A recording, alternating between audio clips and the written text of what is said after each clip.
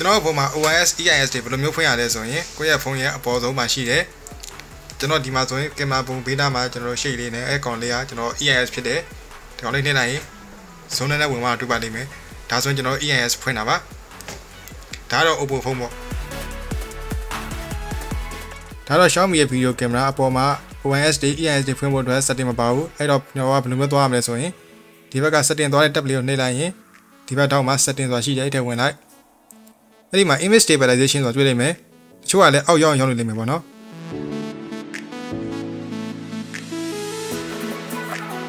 ကျွန်တော်ဖုန်းမှာတော့အပေါ်ဆုံးမှာတွေ့ပါလိမ့်မယ် image stabilization အဲ့ကောင်ပိတ်ထားရဆိုရင်ဖွင့်ပေးလိုက်